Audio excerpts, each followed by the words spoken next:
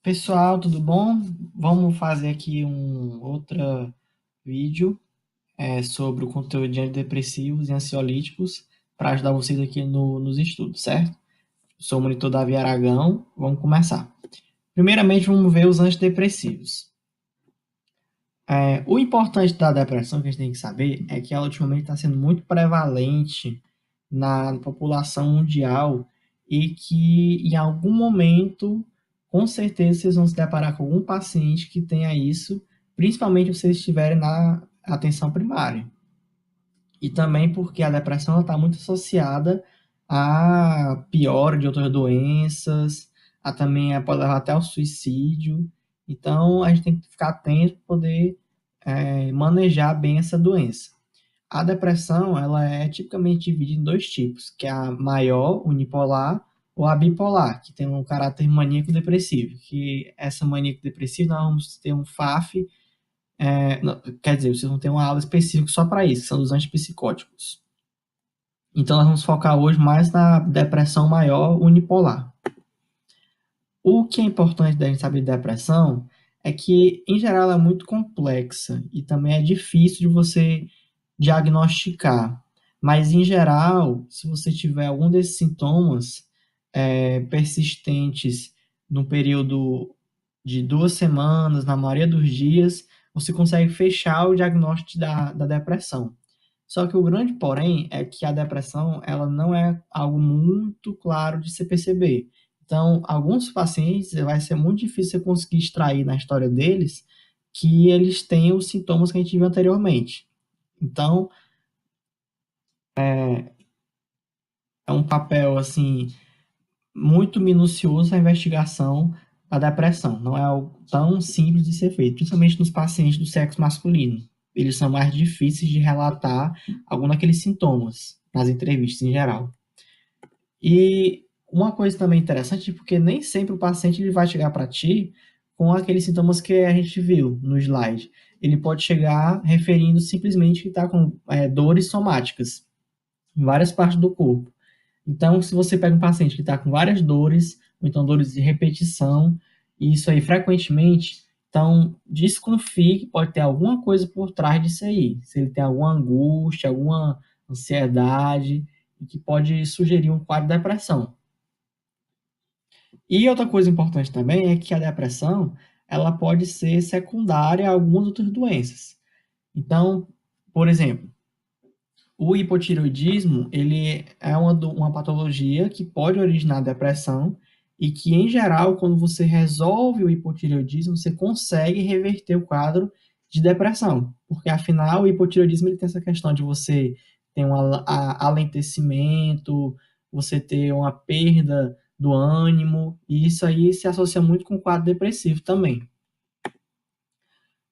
Olha, nós vamos começar agora, primeiramente, a ver a fisiopatologia da depressão, porque assim fica mais fácil da gente entender a farmacologia. A fisiopatologia, ela é, de certa forma, um pouco complexa. E também ela não está totalmente esgotado o estudo dela. Então, ainda se pode descobrir vários outros fatores que possam influenciar isso. Mas, de uma maneira assim, mais resumida, vamos ver o seguinte, ó. Alguns fatores genéticos ou inflamatórios, não se sabe bem ao certo, podem influenciar as vias de sinalização no sistema nervoso central. Então, esse dano que esses fatores causam vão originar um menor quadro de neuroplasticidade e uma menor sobrevivência celular. Isso, com essa questão da menor sobrevivência celular, vai originar uma perda de neurônios no hipocampo. Que acho que até o professor mostrou um slide para vocês que o paciente que tem depressão, você vê que a extensão de células nervosas dele é bem reduzida. Então, essa perda de neurônios provoca uma deficiência no sistema de monaminas. Nós vamos estudar daqui a pouco o que seria isso. E essa redução do sistema monaminas leva à depressão.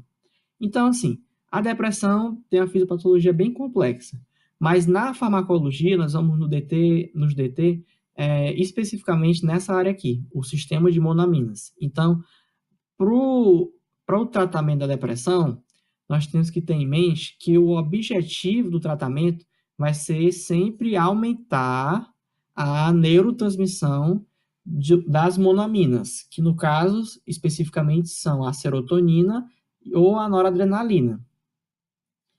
E é o seguinte, nós temos que entender como é a fisiologia dessa transmissão sináptica. Então, o que acontece? Aqui é no caso da serotonina, né, nessa imagem. Nós temos a síntese da monamina, e ela vai ser localizada, ela vai ficar estocada numa vesícula para ser depois depositada na região da sinapse e que vai ser liberada para os receptores pós-sinápticos. Aí o que acontece? Nós temos duas maneiras para que essa transmissão seja interrompida. Ele pode se ligar nos autorreceptores pré-sinápticos, que vão inibir esse deslocamento da vesícula até a sinapse, ou então pode ocorrer a recaptação. Recaptação é que, no caso, a própria monamina vai voltar para a célula pré-sináptica por meio de um transportador, nesse caso que é o transportador SERT. E é importante saber também que em um sistema de monaminas, essa questão de recaptação por meio de um transmissor é que é o principal mecanismo pelo qual a neurotransmissão é terminada. Então, vamos ver aqui novamente para o caso da noradrenalina. Na noradrenalina, a gente tem a síntese também, que vai ser... Aí depois a monamina vai ser estocada na vesícula, que depois essa vesícula vai ser levada até a região da sinapse para a liberação da monamina. Então, na liberação da monamina, ela vai para os receptores pós-sinápticos ou pode ir em direção aos receptores pré-sinápticos para inibir a liberação de monamina, ou então ela pode ser recaptada por meio de transportador. Então, aqui no caso da noradrenalina, o transportador é o transportador NET, que é o nome dado.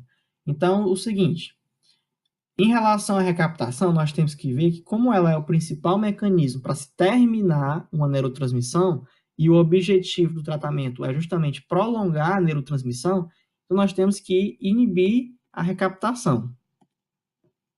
Quando você inibe a recaptação, o que acontece? Nós vamos ter uma diminuição da depuração do transmissor na sinapse, e nós vamos ter, ao mesmo tempo, um prolongamento da permanência desse transmissor na sinapse. Então, o que acontece? Você vai ter uma maior quantidade desse transmissor, dessa monamina, naquela sinapse. E, consequentemente, o que vai acontecer? Você vai aumentar a neurotransmissão. E, aumentando a neurotransmissão, você vai evitar que ocorra a depressão. Então, pronto. Então, os principais fármacos, os de segunda geração, eles vão focar principalmente nisso aqui, a inibição de recaptação, que é a principal forma de se terminar uma neurotransmissão. As principais classes de antidepressivo que nós temos são os inibidores seletivos da recaptação, desculpa que é recaptação, está escrito errado, da serotonina, os inibidores da recaptação, não é receptação, foi o corretor, de serotonina e norepinefrina, isso aqui são de segunda geração. E nós temos os antidepressivos tricíclicos, os inibidores da monamina oxidase, que são antidepressivos de primeira geração, e os antagonistas dos receptores de serotonina, e a bupropiona. Uma coisa importante saber é que, ultimamente, se utiliza muito os fármacos de segunda geração, porque eles, em geral, têm a maior eficácia, também têm mais segurança em relação aos da primeira geração. Bom, então um aspecto bastante importante no tratamento da depressão é que nós temos uma coisa chamada defasagem terapêutica. Em geral, os medicamentos eles não têm efeito imediato. Demora de 3 a 4 semanas até que você tenha uma resposta terapêutica eficiente. E isso aí, pelo livro do Goodman, ele fala que é, de certa forma, perigoso.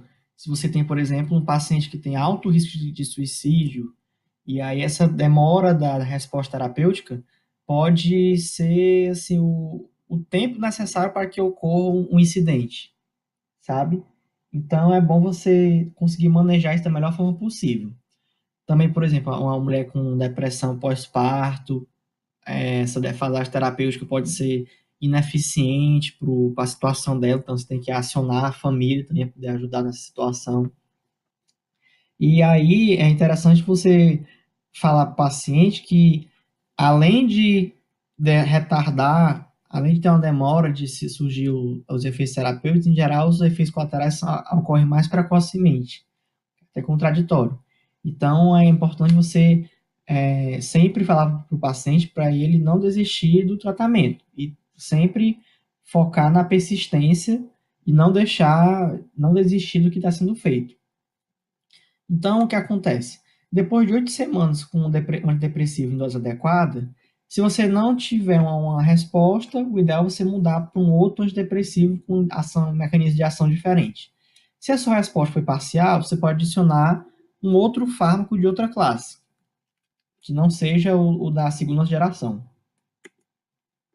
O que acontece? Em geral, quando você tem aquela crise de depressão, você faz o tratamento inicial, que pode ser bem sucedido, e aí você passa por um tratamento de manutenção de no máximo 6 a 12 meses, e para depois fazer uma retirada gradual do fármaco. Então, assim, você só pode fazer um tratamento crônico de depressão se você estiver enquadrado nessas duas situações. Se forem 2 episódios separados de depressão maior, ou se você estiver cronicamente deprimido, que seria um período de maior de 2 anos. Aí você poderia passar o resto da vida fazendo tratamento. Mas uma pessoa que tem apenas um quadro, o ideal é que você faça tratamento para depois retirar. Bom, em relação às considerações clínicas, é importante a gente também enfatizar a importância da psicoterapia, porque não só você fazer o tratamento farmacológico, mas associando a psicoterapia, você vai ter um menor risco de recidivas. E aí você vai conseguir a cura efetiva do seu paciente. Bom, vamos agora para a nossa primeira classe de antidepressivos, que são os inibidores seletivos da recaptação de serotonina. Eles vão agir naquele transportador que a gente viu anteriormente, o transportador SERT. Eles vão bloquear esse transportador, vão inibir a recaptação. Ao fazer isso, eles vão acabar aumentando a neurotransmissão de serotonina. Algumas características deles é porque eles podem ser tomados na via oral e, geralmente, uma dose única ao dia. E eles são metabolizados por enzimas hepáticas, principalmente essa enzima aqui, CYP2D6. E aí o que acontece é que normalmente esses fármacos de SRS, eles acabam deslocando outros fármacos que também são metabolizados por essa enzima aqui. Então, por exemplo, você associar um ISRS a um ADT. Isso pode ocorrer um risco de você aumentar as doses, o efeito colateral do ADT, porque justamente o ISRS desloca o ADT nessa metabolização dessa enzima CYP2D6. Então, como o ADT vai ser mesmo metabolizado por essa enzima, ele acaba ficando aumentando a persistência dele no organismo e aumentando a chance de ter efeito colateral. Alguns exemplos dessa classe, nós temos a fluoxetina, paroxetina, sertralina, citalopram, que em geral é o mais indicado como fármaco de primeira escolha, escitalopram e fluvoxamina. É interessante vocês realmente decorarem alguns dos fármacos de cada classe, porque pode ser que o professor pergunte isso durante a prova. Os efeitos adversos, nós temos aqueles que são relacionados com o aumento da neurotransmissão de serotonina, dependendo da região em que isso ocorre. Então, pode ser por insônia, pode ser diminuição da libido, disfunção erétil, anorgasmia, náuseas, vômitos e assim vai. Aqui nós temos o mecanismo de ação. O que a gente tinha aqui anteriormente? Aqui a gente tinha a questão fisiológica. Então, na neurotransmissão, ela era terminada, finalizada por meio da recaptação, principalmente, por meio do transmissor, por meio do transportador SERT. E então o que acontece? O inibidor justamente bloqueia o transportador SERT. E aí, com a inibição da recaptação, você vai prolongar a neurotransmissão, vai ter uma maior quantidade de serotonina avançando no sistema imunamina. Algo importante para falar também é em relação ao sistema, a síndrome de abstinência, quando você faz uma retirada súbita do antidepressivo. Aí isso aí pode causar tontura, dor de cabeça, nervosismo, náusea, insônia. Então, é importante, quando você for fazer a retirada do antidepressivo, fazer uma retirada gradual, como tinha no slide anterior. E também algo importante para ser dito é que a paroxetina, um exemplo de fármaco dessa classe, aumenta o risco de malformação cardíaca congênita quando está administrado durante o primeiro trimestre de gravidez. Então, ela, em geral, a paroxetina e também a venlafaxina, nós vamos ver isso, elas são contraindicadas para mulheres grávidas ou mulheres em idade fértil, justamente por conta dessas malformações que elas podem originar malformações congênitas que elas podem originar. Além disso, o perfil favorável de efeitos colaterais do ISRS leva a uma melhor adesão do paciente em relação aos ADTs. Então, assim, apesar dos ISRS ter aqueles efeitos colaterais que nós vimos anteriormente, aqueles efeitos colaterais são, de certa forma, melhores e até menos facilmente observáveis do que os dos ADTs. Os ADTs geralmente têm efeitos colaterais piores e eles são mais facilmente observáveis. Então, por exemplo, os ADTs eles têm efeito colateral cardiovascular e os ISRS não. Então, esse já é um fator que favorece o uso de antidepressivo de segunda geração como primeira escolha na linha de tratamento do que os antidepressivos de primeira geração. Outra classe dos antidepressivos de segunda geração são os inibidores de recaptação da serotonina e da noradrenalina. Nesse caso, eles vão inibir os transportadores tanto SERT quanto NET. E aí vão bloquear a recaptação. Nesse bloqueio, vai acontecer também o aumento da neurotransmissão de serotonina ou de noradrenalina. O importante da gente saber é que, na relação farmacocinética, é que eles são eliminados principalmente por metabolismo hepático e excreção renal. Então, paciente que tem cirrose ou que tem insuficiência renal, não pode utilizar doses muito altas desses fármacos. E os exemplos mais importantes que nós temos é a venlafaxina, desvenlafaxina, duloxetina, milnaciprano. Então, também decorem esses fármacos dessa classe, porque o professor pode perguntar isso na prova também. E os principais efeitos adversos seriam a náusea, constipação, insônia, cefaleia e a disfunção sexual. Aqui, como mecanismo, nós temos o transportador SERT, que atua na recaptação de serotonina, que vai ser inibido, e na noradrenalina, a gente tem esse transportador NET, que atua na recaptação, que também vai ser inibido pelo IRSN. Bom, em relação aos antidepressivos tricíclicos, nós temos o bloqueio dos transportadores SERT e NET no mecanismo de ação. Então, eles também vão atuar no bloqueio da recaptação. Só que, além disso, além deles serem utilizados como bloqueadores dos transportadores, eles podem bloquear alguns receptores. Bom, então, continuando aqui, nós temos além da inibição de recaptação, nós temos o bloqueio de receptores de histamina, receptores pré-sinápticos de serotonina e também dos receptores alfa-1, adrenérgicos e muscarínicos. Então, os efeitos dos ADTs costumam ser muito mais efetivos do que os da segunda geração. O problema é porque eles causam mais efeitos colaterais.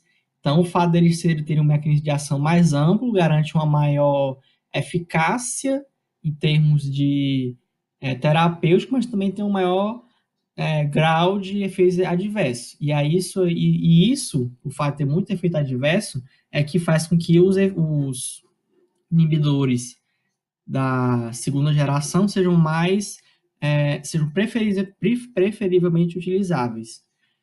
Então, o que acontece? Em relação à farmacocinética, a gente tem que ter ideia que eles têm uma alta meia-vida de exposição plasmática. Então, eles demoram muito tempo na circulação sanguínea, e aí você consegue detectar as concentrações de ADTs por um longo período, de dias a semanas.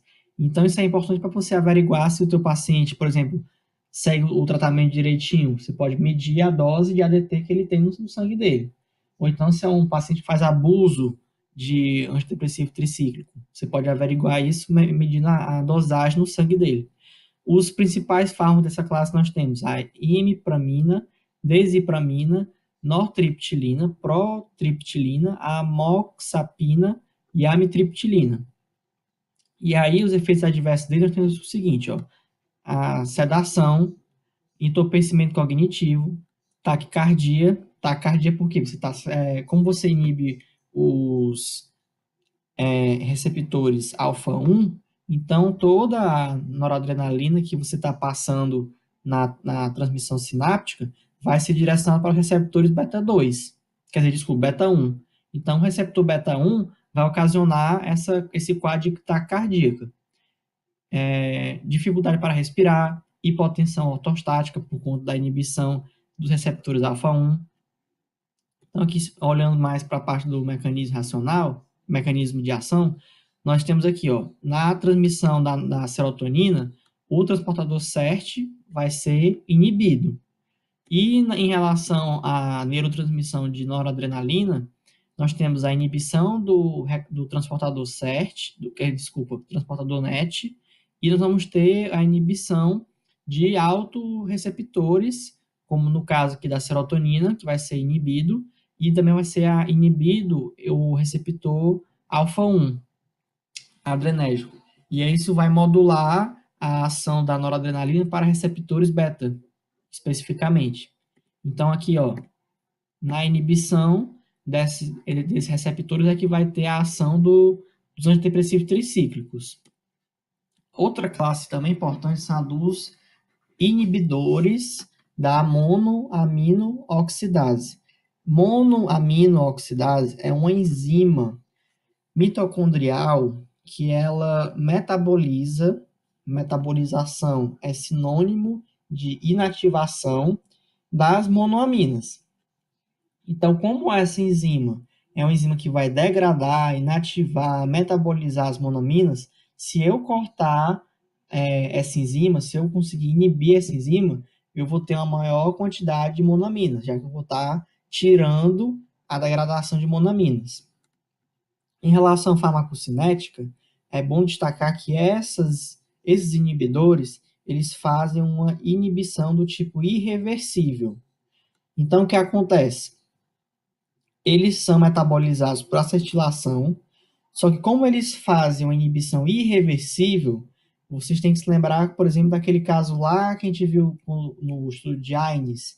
A gente falou que quando nós temos a inibição da COX-1 nas plaquetas por meio do ácido acetilsalicílico, aí para que essa inibição seja revertida, na realidade não tem como você reverter, já que a inibição lá naquele caso também era irreversível. Você teria que esperar que aquelas plaquetas que foram inibidas sejam degradadas para que novas plaquetas surjam. Então, aqui no caso dos imaus, é a mesma coisa também. Como o imal faz uma inibição irreversível, uma vez que você inibiu aquela enzima, não tem como voltar atrás. Então, teria que esperar até que essa enzima seja degradada e que sejam produzidas outras enzimas que sejam realocadas até as vesículas sinápticas, que aí poderia voltar a ter a metabolização de monoaminas estabilizada, normal. E aí isso é importante para a gente ter essa ideia, que aqui no slide mostra que demora até 2 semanas, porque normalmente os imaus é uma classe de antidepressivo, você não pode combinar com outras classes, porque nós vamos ver que tem algo chamado de síndrome serotonínica. Então, como você não pode fazer essa combinação, você tem que fazer o desmame de um dos fármacos para poder você acrescentar ou retirar o imal. E, nesse caso, você tem que obedecer esse prazo de 2 semanas nos imaus, porque senão, se você tirar o remédio de uma vez e colocar logo em seguida outro remédio da outra classe, você mesmo assim corre o risco de ter a síndrome serotonínica, porque você não está respeitando o prazo de 2 semanas até que o efeito do fármaco deixe de ocorrer. Os principais exemplos dessa classe tem o tranilcipromina, fenelzina, isocarboxazida e selegiline, que normalmente esse último aqui é utilizado em adesivos, uma via transdérmica. Os principais efeitos adversos. Tem aí a crise hipertensiva, por combinação com tiramina, que a gente vai ver daqui a pouco como é que acontece isso. E também o uso crônico tem a maior chance de hepatotoxicidade. Pronto, então a monaminoxidase, essa enzima, ela atua bem aqui, ó. Nós temos a recaptação da serotonina na neurotransmissão, e essa enzima aqui, ela pode atuar na degradação da serotonina que foi recaptada. Então, aqui a monamina vai ser justamente inibida pelo IMAL. As monaminas, nós temos 2 tipos. Tem a monamina oxidase A, do tipo A, e do tipo B. E aí, ambas podem ser inibidas pelo IMAL. Aqui, no caso da neurotransmissão de noradrenalina, a noradrenalina pode ser recaptada pelo NET. E aí, aqui dentro, no neurônio pré-sináptico, a MAL ela vai agir justamente para poder fazer metabolização. Então, essa MAL também vai ser inibida para poder aumentar a neurotransmissão de noradrenalina. Pessoal, então o que acontece? Quando eu misturo o IMAL com tiramina, nós temos a seguinte coisa. A monaminoxidase, ela, do tipo A e do tipo B, está presente no epitélio intestinal e também no fígado. Essa enzima atua na metabolização da tiramina. Então, o que acontece? Quando eu uso o IMAL e acabo inibindo a monaminoxidase, nós vamos ter um acúmulo de tiramina. Essa tiramina ela é proveniente principalmente de alguns alimentos, tipo vinho tinto, queijo, chucrute, favas. Então, esses alimentos com a tiramina, que não vai ser mais metabolizada, vai provocar um acúmulo de tiramina nas terminações nervosas, e esse acúmulo vai originar uma maior liberação de adrenalina para os receptores pós-sinápticos. E aí, os receptores pós-sinápticos, ao receberem uma maior quantidade de adrenalina, vão originar um quadro hipertensivo agudo. Então, hipertensão altíssima, a níveis perigosos. E aí, nesse caso, tem que utilizar antihipertensivos para poder reverter esse quadro. Outra classe dos antidepressivos são os antagonistas dos receptores de serotonina. Nesse caso aqui, são os receptores pré-sinápticos, que vão atuar na inibição da neurotransmissão. Então, eles atuam principalmente nesse aqui, nos inibidores 5-HT2. Os principais... Agora sim, eles atuam tanto nesses receptores aqui, como também alguns outros fármacos dessa classe vão atuar também em receptor muscarínico, receptor histamínico, mas o principal receptor de monoamina que eles atuam é esse aqui. Exemplos da classe, nós temos trazodona, nefazodona, mirtazapina, mianserina. E dos efeitos adversos, que eles causam muita sonolência, principalmente do efeito dos antimuscarínicos, né, que eles têm, aumento do apetite, ganho de peso. Em seguida, certo, nós temos aqui o mecanismo de ação deles. Então, eles atuam nesse receptor aqui, ó, pré-sináptico. O receptor pré-sináptico é o que vai atuar para poder inibir a neurotransmissão. Então, ao bloquear o receptor pré-sináptico, você ainda assim consegue promover a sua neurotransmissão. Agora, relembrando, os principais antidepressivos que são utilizados como primeira linha de tratamento são os ISRS, principalmente esses, e o IRSN. Esses são de segunda geração. Eles atuam principalmente na inibição de recaptação, tá certo? E eles não têm efeitos colaterais tão significativos quanto o de primeira geração, que são o ADT e o IMAL. A bupropiona, ela é bastante importante para a gente conhecer, ela não é de uma classe. Esse aqui é um fármaco específico. É porque esse aqui tem aplicação no tratamento para você cessar o tabagismo e também no tratamento de perda de peso. Muitos médicos utilizam esse fármaco para pacientes que querem perder peso. Então, em relação ao mecanismo dele, ele também vai atuar na inibição de recaptação. Só que ele vai atuar na inibição de recaptação de noradrenalina e de dopamina, dessa vez, certo?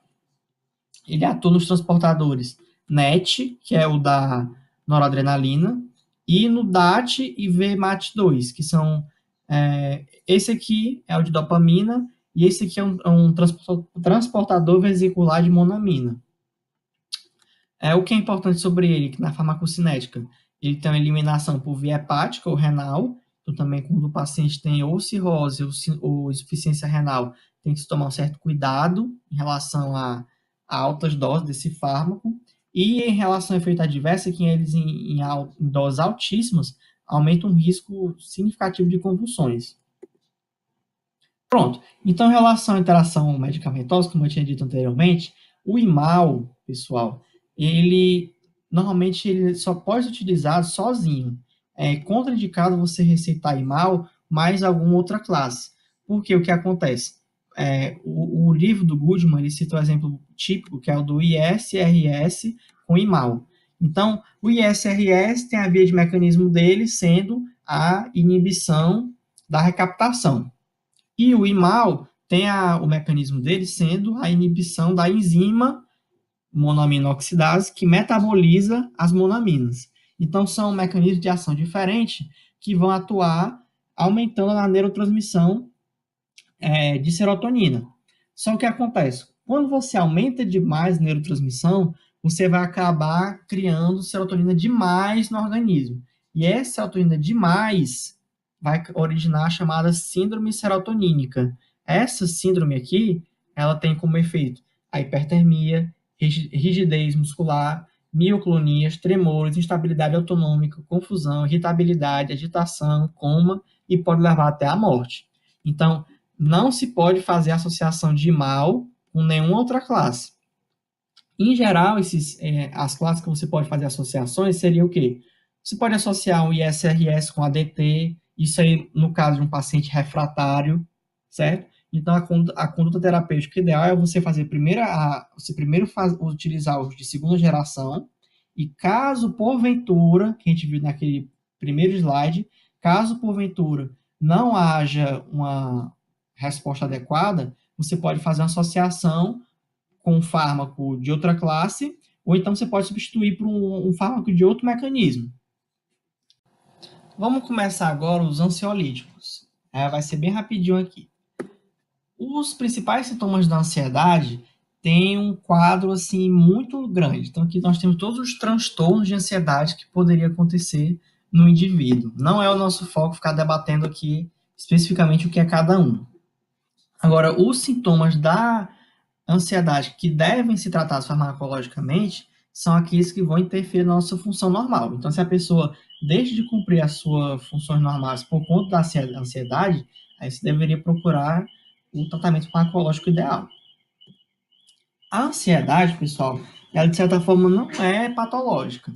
Uma pessoa que tem um certo grau de ansiedade, ela consegue melhorar a sua performance em determinadas obrigações, condições em que ela é submetida. Mas agora, uma pessoa que tem ansiedade alta demais, que começa a se preocupar demais, e essa preocupação acaba limitando o seu desempenho, então você acaba tendo uma performance diminuída. E esse lado do gráfico é que nós vamos ter que tratar para poder voltarmos ao que seria a nossa condição ideal. O importante da gente saber é o seguinte: nós temos que diferenciar o tratamento agudo da ansiedade para o tratamento crônico.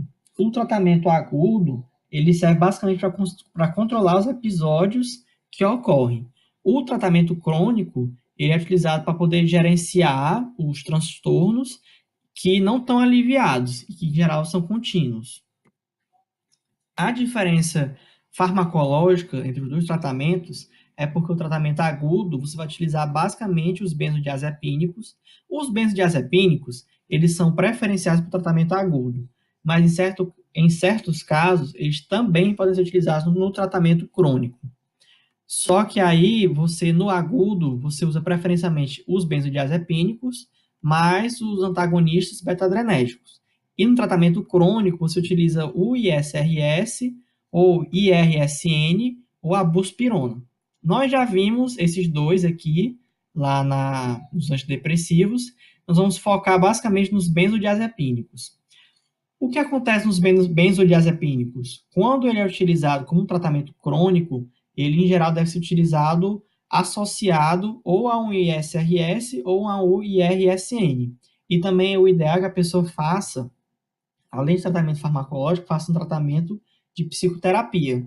Porque nós vamos ver daqui a pouco que os benzodiazepínicos têm um certo receio em relação a eles por conta de dependência da droga.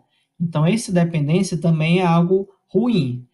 E aí, a associação com outras classes, no caso aqui de antidepressivos e também com a psicoterapia, diminui o grau de dependência, o risco de dependência que se pode ter com o benzodiazepínico.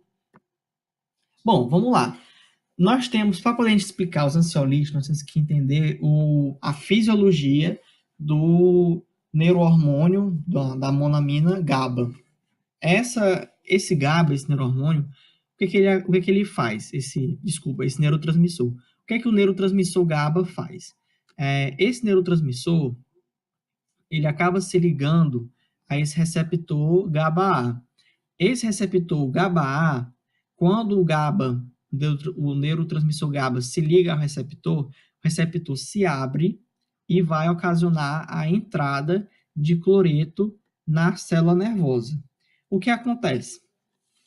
A célula nervosa, nós temos que lembrar lá do S1, que para que haja transmissão de potencial de ação, nós temos que abrir os canais de sódio para que o sódio entre, torne o interior da célula positivo, e esse interior da célula positivo ocasiona a saída dos íons potássio para o meio extracelular. Então, a partir daí, você vai ter a propagação do potencial de ação pela célula.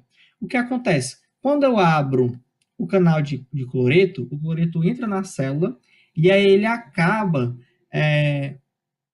revertendo aquele quadro de positividade que a entrada do sódio ocasiona. Então, o que acontece? Quando entra cloreto na célula, o cloreto torna a célula mais negativa.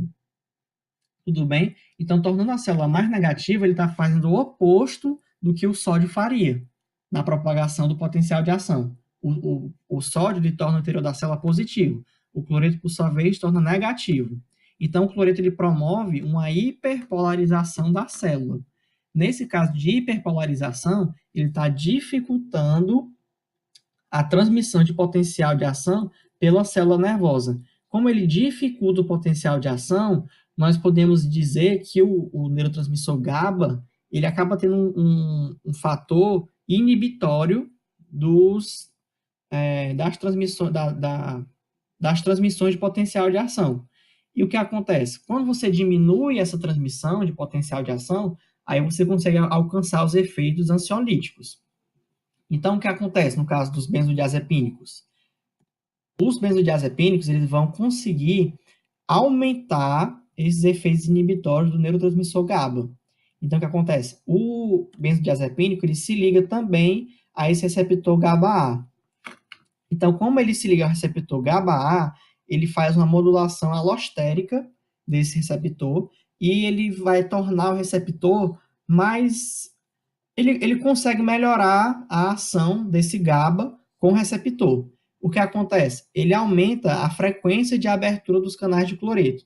Então, uma maior quantidade de cloreto consegue passar por esse canal e vai conseguir negativar mais ainda a célula, impedindo que haja a transmissão de potencial de ação. Os principais exemplos dessa classe, nós temos alprazolam, clordiazepóxido, clonazepam, clorazepato, diazepam, principal, lorazepam e oxazepam. De efeitos terapêuticos, eles, além de ansiolíticos, eles também podem ser sedativos, hipnóticos, anestésicos, anticonvulsivantes e de relaxamento muscular. Em relação aos efeitos colaterais, o principal que nós temos que tomar muito cuidado é em relação à dependência. Então, se você mal administrar os benzodiazepínicos, você pode ficar dependente, criar uso abuso dessa medicação. Porque, em geral, se você não administra daquela maneira correta, que eu falei para você anteriormente, como é que seria a maneira correta? Você tem que administrar benzodiazepínicos em um período curto. Não pode ser um período crônico, não pode ser um período tão longo assim, não. Então, você utiliza ele durante um período relativamente curto, empregando simultaneamente o ISRS ou IRSN e também com algum lado de psicoterapia. Isso aí evita essa questão de dependência. Um filme que ilustra bem isso, quer dizer, os filmes que ilustram bem isso, são, em geral, o filme do Woody Allen. Aqui o exemplo do filme do Blue Jasmine, você até vê que a personagem, ela encara bem essa questão de dependência. Ela consegue transmitir muito bem, essa atriz transmite bem essa questão de dependência dos fármacos. É um filme bem interessante. Em geral, se você faz a interrupção prematura de benzodiazepínicos, você pode causar uma alta taxa de recidiva. Então, o ideal é que você faça o desmame do fármaco, uma retirada gradual do uso dele. De efeitos adversos, tu tens a sedação, você pode ter perda de memória, uma diminuição do estado de alerta e também um tempo de reação retardada, a pessoa fica mais inerte. E os benzodiazepínicos não devem ser utilizados em mulheres grávidas. Eles estão muito associados com alterações craniofaciais e também, se você receitar um benzodiazepínico a uma mulher que está em trabalho de parto, você tem grande chance de retardar, de quando o bebê nascer, o bebê está inerte, certo? Então, pode afetar também o bebê depois que ele nasce, logo depois que ele nasce, se você administrar benzodiazepínico. O bebê pode ter parada respiratória, então não se deve prescrever esse tipo de fármaco para a mulher grávida. Olha, pessoal, uma coisa importante também a ser dita é que quando você tem uma intoxicação por benzodiazepínico, se você utiliza uma dose muito alta, você, obviamente, faz medidas de suporte geral para poder aliviar os sintomas mais imediatos, mas também você pode utilizar esse antagonista chamado flumazenil, certo? Não se esqueça desse nome, não se esqueça desse nome, porque ele geralmente também é cobrado muito nas provas, certo?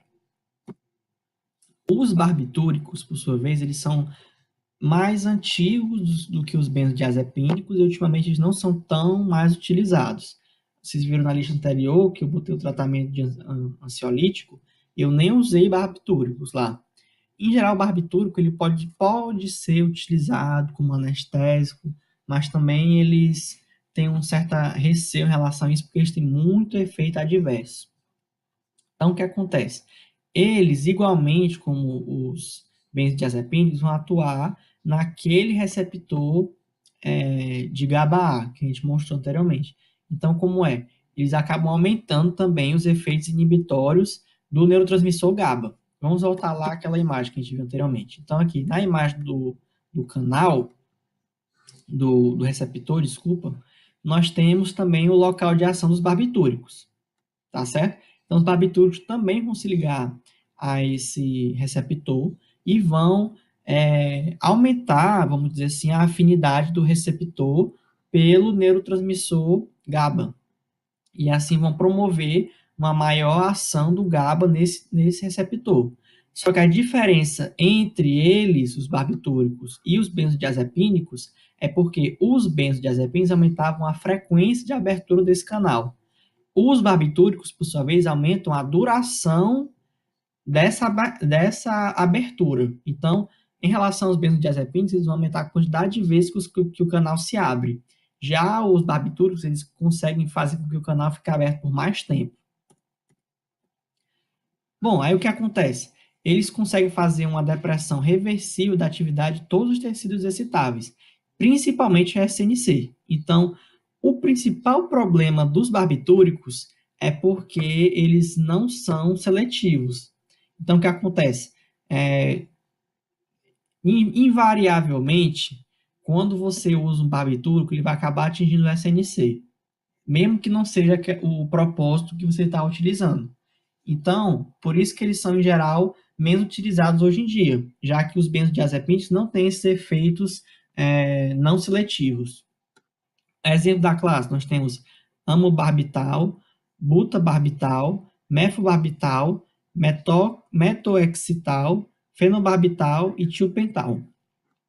Os efeitos terapêuticos, é bom lembrar, né, que os benzodiazepínicos e os compostos já substituíram os barbitúricos em ampla escala, e nos efeitos adversos, é isso aqui. Não é possível obter um efeito desejado sem evidência de depressão geral do SNC. Então, invariavelmente, ele vai afetar o SNC quando você utilizar. Ele também pode provocar, né, uma queda acentuada da pressão arterial, laringoespasmo, e no caso de intoxicação, você vai fazer as medidas de suporte, mas infelizmente não existe um antagonista. Então, se você tem uma intoxicação por barbitúrico, é você fazer a medida de suporte e rezar para ver se dá certo, porque é um quadro bastante grave, pode também causar a morte do paciente. Vamos ver aqui a diferença entre benzodiazepínicos e barbitúricos, tá certo? Os benzodiazepínicos, eles têm uma maior janela terapêutica. Para quem não lembra o que é janela terapêutica, é o seguinte: nós temos uma determinada concentração, uma determinada faixa de concentração do fármaco no organismo que é capaz de causar os efeitos terapêuticos, tá certo? Abaixo dessa faixa, o fármaco não vai fazer efeito nenhum. E acima dessa faixa terapêutica, nós vamos ter os efeitos colaterais muito mais pronunciados. Então, o que acontece? Essa faixa que eu falei para vocês é que a gente chama de janela terapêutica. Então, o fato dos benzodiazepínicos terem uma janela terapêutica grande é um fator favorável para eles, porque isso aí, em contrapartida, né, os barbitúricos têm uma janela terapêutica menor. Então, o que acontece? Como eles têm uma janela terapêutica menor, então fica sendo mais difícil você chegar na concentração ideal de ação daquele fármaco, sem causar efeitos colaterais muito expressivos.